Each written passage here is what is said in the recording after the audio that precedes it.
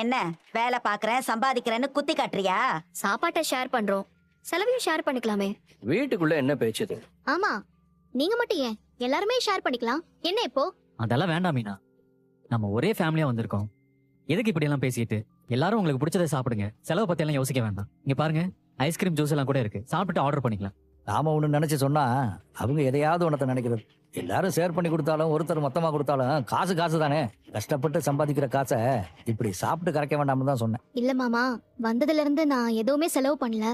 அதான் இது எங்க ட்ரீட்டா இருக்கட்டும், நாங்களே மொத்தமா பே பண்ணிடுறோம். ஏமா, உனக்கு நான் சொல்றது புரியுதா இல்லையா? நீ மட்டும் கொல்லப்புறத்துல பணம் காய்க்கிற மரத்தை நட்டு வச்சிருக்கியா என்ன?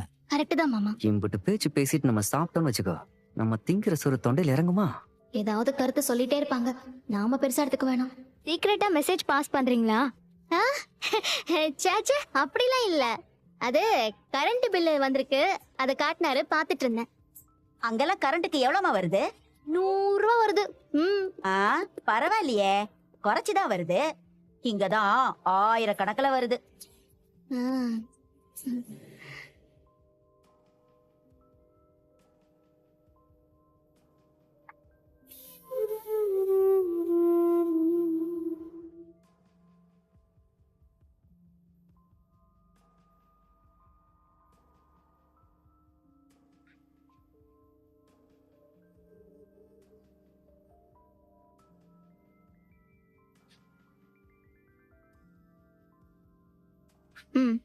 கிரேவி எடுக்கவா? என்னது இது? எல்லாம் கொஞ்சம் கொஞ்சம் தான் இருக்கு. பிரியாணி, ஃப்ரைட் ரைஸ்லாம் 4 வாய்க்கு கூட பத்தாது போல இருக்கே. இதுக்கு அவ்வளோ காசு. பிரதர் இங்கே கொடுங்க.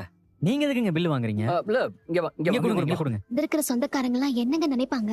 அத பத்தி எல்லாம் யோசிக்கவே மாட்டாங்களா? கொஞ்ச நேரம் உங்க மாமா அத்தை கூட இருக்கிறதுக்கே பயங்கரமா மூச்சு முட்டிருச்சு.